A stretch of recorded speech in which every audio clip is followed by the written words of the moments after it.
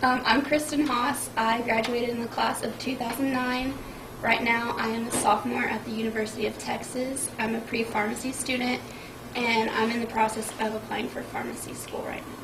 That's what I'm working on.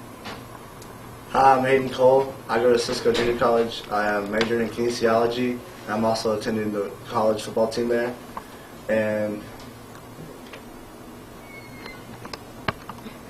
Hi, I'm Andrea Haas, and I graduated in 2009. I'm a sophomore at the University of Texas, and I plan to either major in accounting or MIS, which is Management Information Systems. Did you like your time at Azle High School? I really enjoyed my time at Azle High School. I was pretty involved, which I think that was why I enjoyed it so much. And I liked all the teachers a lot, and I just felt like I excelled, and I really enjoyed that. yeah, I liked it there, here. It was pretty cool. I was involved in all the sports, activities. I knew everybody. Everybody's friendly here, so I enjoyed it. I enjoyed Azle High School. Being involved definitely helped the experience, and I think it contributed to the person that I am today. Do you feel like you have more freedom now? I'd say yes, definitely. You have more freedom to choose your schedule and not have your parents around all the time. And I felt like I've really grown up and learned to be my own person because of college. Yeah, I like the freedom, you don't have to go to class, but you have to.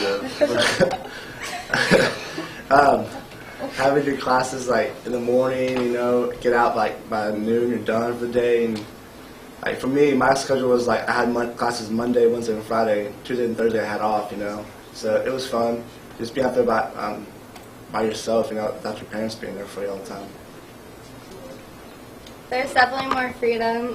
From what Hayden said, you definitely should attend your classes. Yeah, you don't have your parents there every day to wake you up to go to your classes. You can choose what time you want to take your classes, and you just have a lot more responsibility. What led you to where you are now? I was interested in, why I'm at UT. I was interested in pharmacy, so that's why I ended up there. But other than what led me to my college experience, I'd say my family was always there for me and pushed me to succeed and to want to further my education, and they've been pretty much the backbone to why I am where I am today. Yeah, football has led me to where I am today. Cisco Junior College has a good kinesiology program. Even though it's a 2-year school, I'm going to transfer to a better school. And playing sports for a kinesiology program helps you for a background check whenever you finish your major. Because saying he played sports in college, So I thought Cisco Junior College was a good pick for me. Family is definitely important. They supported me in any decision that I've made. They took me to go visit different colleges, and when I attended the University of Texas, I really liked their business school, and so that's the reason I ended up there. Does high school prepare you for what you're doing? I definitely believe that high school does prepare you. Once you get there, people are I think this is so much harder than high school, but without the teachers I would have had, and AP classes really helped. Without all those experiences, then I would have no idea what I was doing in college, and I'd have no idea how to study and what to aim for without high school. Yeah, high school did help me, It helped me pay attention in class, doing my work on time, and taking harder classes that help me, it helps you out in college, so it did help me. High school also helped prepare me for college. Taking AP classes, it definitely gave me the study skills that I needed, and but I wouldn't say that it prepared me for the freedom that you have in college, because there's definitely a big level of responsibility that I don't think you're as given in high school. That you're not given in high school. What was the biggest obstacle you had to overcome in college? I definitely had to become more disciplined in my study habits. I guess you have to study way more in college than in high school, and I mean, I was prepared for that, but I had to figure out, how I study and what's going to help me prepare for the test and exams the most. And because those count a whole lot more, and it's a lot harder to make up for the mistakes you make on exams than in high school. So you have to prepare a lot more for them than you would here. Yeah, like Kristen said, you gotta be more committed to your study time. Like for me, I struggled in the class this year because I didn't study as much, and wish I would have. But the biggest obstacle is like studying on your own. The teacher gives you the review, you have to review yourself and study yourself. It's not like high school where they hold your hand and go every step of the way with you. You're by yourself now, so that's one of the biggest obstacles is being committed to my studies. I definitely agree with what they said. In college, you don't have all the homework assignments anymore, and all your grades are based off, basically just the test that you take. So you have to make sure that you're prepared for that. But the hardest thing for me is that I do worry a lot, and it's hard not being a big worrier over how my GPA is going to turn out. So I worry about that. What to you is the most distracting thing about college?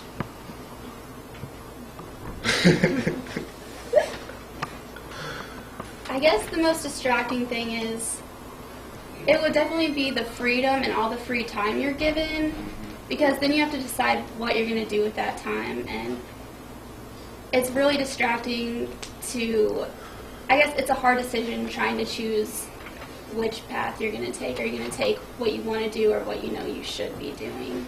So I'd say that definitely the free time is very distracting. So. Yeah, free time is distracting for me because when I have to study something, but I hear there's something else going on, I end up going there instead of studying.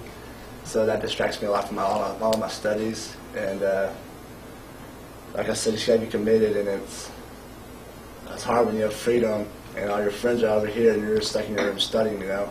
So freedom is a big distraction.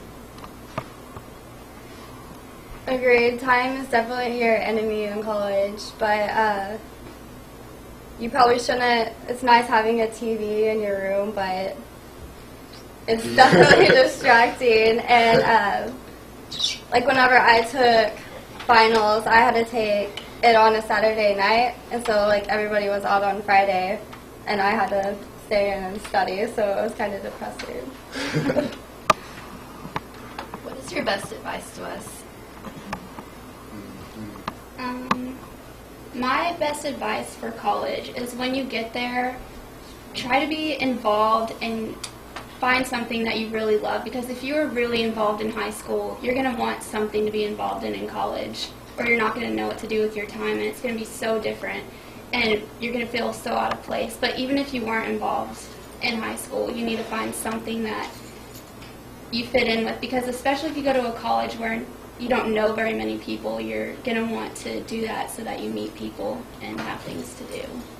And then also, don't be scared to talk to your professors once you get to college, because, even if you're in a class of 300 people, they're there for you, and you need to go talk to them in order to figure out if you're struggling, in order to get their help, and just not be scared. Even though you're maybe 1 in 300, you need to make sure that you're taking advantage of that professor's time that they provide for you.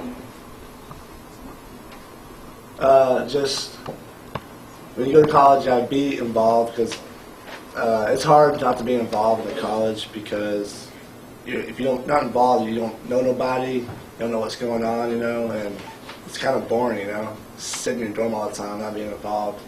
And also make sure you study. Study's a big part in college. I found out the hard way, and just have fun. Just don't be boring. Just go out and be involved.